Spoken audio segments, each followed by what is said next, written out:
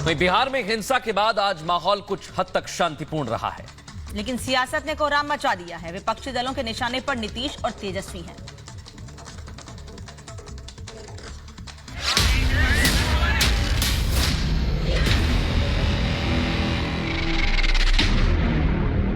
ये जोगी जी से सीखे होते तो बिहार में अमन चैन होता। सरकार में बैठने का क्या अधिकार है?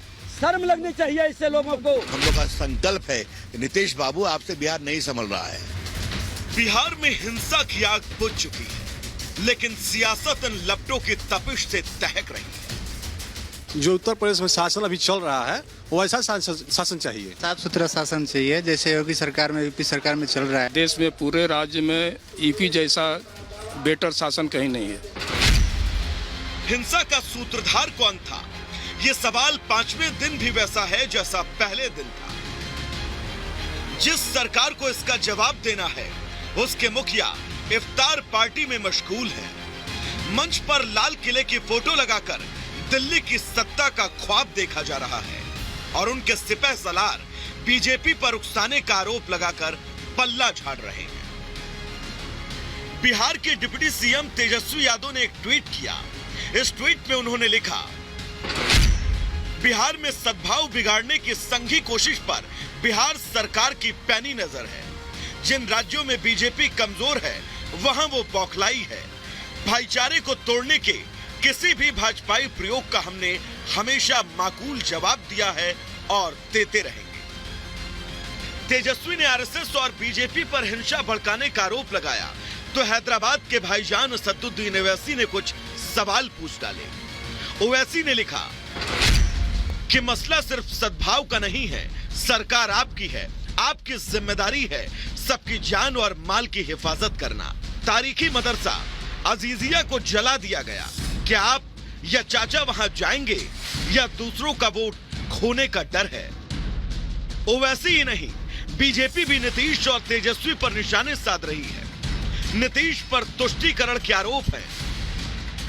मुस्लिम है इस गली में, तब तो तजिया में तो हमने कभी नहीं कहा कि ये हिंदू की गली है कि मुसलमान की गली है, इधर से मत जाओ हिंदू की तरफ। ये जानबूझ करके बिहार की सरकार विभेद पैदा कर रही है। इसीलिए मैंने कहा ये जोगी जी से सीखे होते तो बिहार में अमन चैन होता। ये सीख रहे हैं ममता बनर्जी से।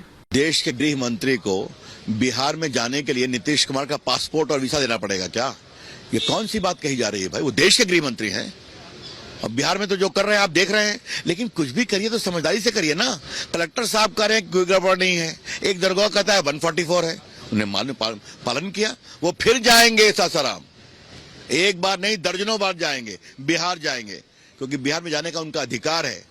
और हम लोग का संकल्प है कि नीतीश बाबू आपसे बिहार नहीं संभल रहा है, गद्दी छोड़ो कि जनता आती है। जो पीड़ित हैं वो सरकार से सवाल पूछ रहे हैं, लेकिन सरकार जवाब की जगह सब ठीक हो जाए का दिलासा दे रही है। खुद की नाकामी का जवाब देने की जगह बीजेपी पर आरोप लगा रही है। प्लांटेड तो वही ना करवाए होंगे, वो तो काम ही है उनका, धार्मिक उन्माद फैलाना। और दूसरा काम क्या कर रहे हैं? देश में धार्मिक उन्माद फैलाने का काम कर रहे हैं। ये तो उन्हीं का प्लांटेड, सही बोल रहे हैं। वो प्लांट किए थे, तैयारी किए थे।